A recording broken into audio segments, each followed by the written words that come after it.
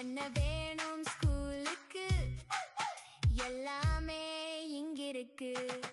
Super Saravana stores, Chennai, Madurai, Kovai.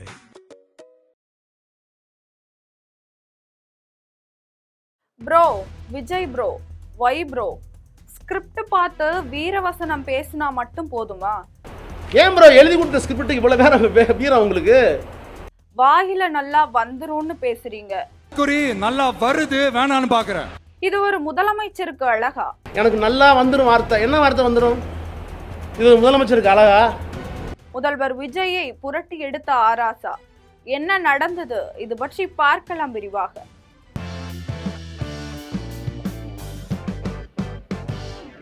விமர்சனத்திற்கு பஞ்சமே இல்லாமல் நகர்ந்து கொண்டிருக்கிறது தற்போதைய தமிழக அரசியல் களம். அதற்கு ஏற்றது போன்றே அரசியல் நகர்வுகளும் அனலாக கொதித்து கொண்டிருக்கிறது. பதவியேற்று ஒரு மாத காலத்திலேயே விமர்சன மழையில தொப்பலாக நனைந்து விட்டது தாவேகாவும் அதை சார்ந்த அனைவருமே. ராசா திமுகவின் துணை பொதுச் செயலாளர், அடிக்கடி சர்ச்சை வட்டத்துக்குள் வந்துவிட்டு செல்பவர். ராசா என்றாலே சர்ச்சை பதிவு, விமர்சனம், அவரை சாடினார் இவரை சாடினார் என்று செய்திகள் உலா வந்து கொண்டே இருக்கும். அதற்கு உதாரணமாக அண்மையில் அவர் வெளியிட்ட சர்ச்சை பதிவு, தாவேகாவுக்கு திமுக கூட்டணியில் இருந்து கொண்டு ஆதரவு அளித்த விசிகாவை பூ முடிந்தவனை விட்டுவிட்டு புணர்ச்சிக்கு வேறிடம் தேடுவதில் தவறில்லை என்று பதிவிட்டவர்.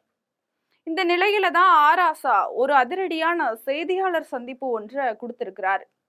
அந்த செய்தியாளர் சந்திப்புல பல விமர்சனங்களையும் முன் வச்சிருக்கிறார். முதல்வர் விஜய் ஆற்றிய திருச்சி உரை எதிர்க்கட்சி வட்டாரத்தை கடுப்பாக்கி இருக்கக்கூடிய நிலையில ராசா கேட்ட கேள்விகள் ஒரு விவாத தலைப்பாகவே மாறி இருக்கிறது. கவர்ச்சி அரசியல் என்று சொன்னால் கோபம் வருகிறது. ஏன் சினிமாவிலிருந்து அரசியலுக்கு வந்த உங்களை விமர்சிப்பதற்கும் எதிர்க்கட்சிகளுக்கு உரிமை இல்லையா? அரசியல் புரிதல் இல்ல, கவர்ச்சி அரசியல் என்ன சொல்றாங்க? சொல்லியிருப்பாதே வாதத்துக்கு வச்சுக்குவோம். ஏன் சினிமா நடிகருக்கு கவர்ச்சி அரசியல் இருக்கக்கூடாதா? அந்த கவர்ச்சி அரசியலிருந்து வெளியே வாங்கன்னு தமிழ்நாட்டு மக்களை கேட்டுக்கிறதுக்கு எங்களுக்கு மற்ற கட்சிகளுக்கெல்லாம் உரிமை இல்லையா? அது என்ன கவர்ச்சி அரசியல் புரிதல் வார்த்தையை பயன்படுத்தினா எனக்கு நல்லா வந்துடும் வார்த்தை. என்ன வார்த்தை வந்துடும்? இது முதலமைச்சருக்கு அழகா?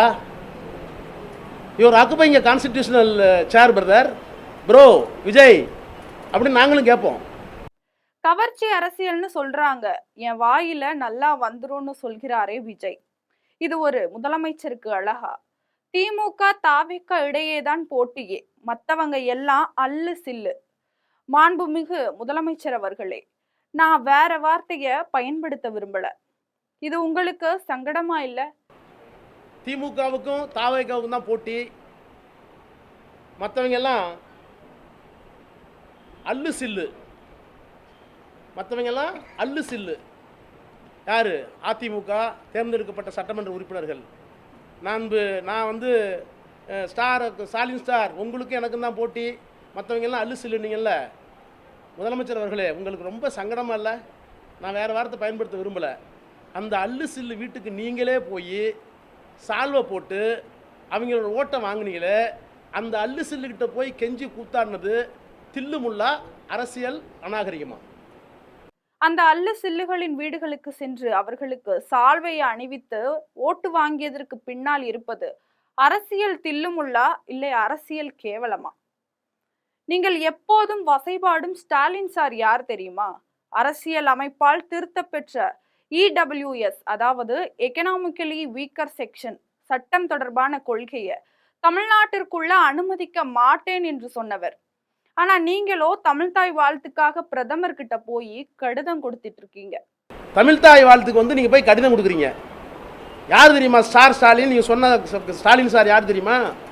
அரசியல் சட்டத்தால் திருத்தப்பட்ட EWS, economically weaker sections, constitutional mandate once it was past in the parliament, அதை தமிழ்நாட்டுக்குள்ள அனுமதிக்க மாட்டேன்னு சொன்னவர் தான் ஸ்டாலின் சார். நீங்க தமிழ்தாய் வாழ்த்துக்கு நீங்க போட்டிருக்கிறது என்ன தெரியுமா? வெறும் ஜீவோ. இதில் எங்கே போனது உங்கள் வீரம்? திமுகவை தூரசக்தி, போரசக்தி, பாரசக்தி, தூர்ந்த சக்தி என விமர்சிக்கிறீர்கள். அப்போ நீங்க என்ன நாரசக்தியா? Bro Vijay bro, why bro, honourable chief minister bro, நீங்க உடனே விமர்சிக்கிறீங்களா? நீங்க சொன்னீங்களே நான் வந்த உடனே எல்லாம் சரியாயின்னு சொன்னீங்களே, சரி, பணம் இல்லை, நிதி நிலைமை சீர் செய்வதற்கு 6 மாதம் ஆகலாம் அல்லது 2 வருஷம் ஆகலாம். சட்டம் ஒழுங்குக்கு என்ன பிரச்சனை?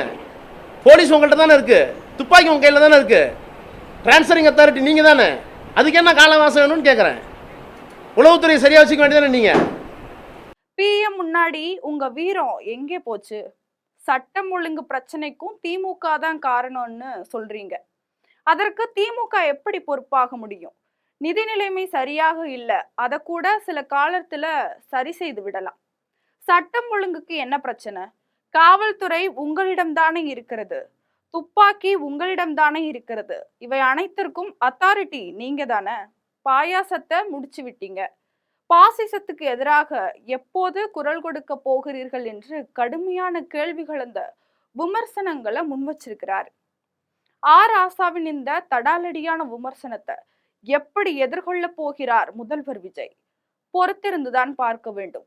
இது போன்ற அரசியல் தகவல்களுக்கு ஜெம் தொலைக்காட்சியுடன் இணைந்திருங்கள். நன்றி, வணக்கம்.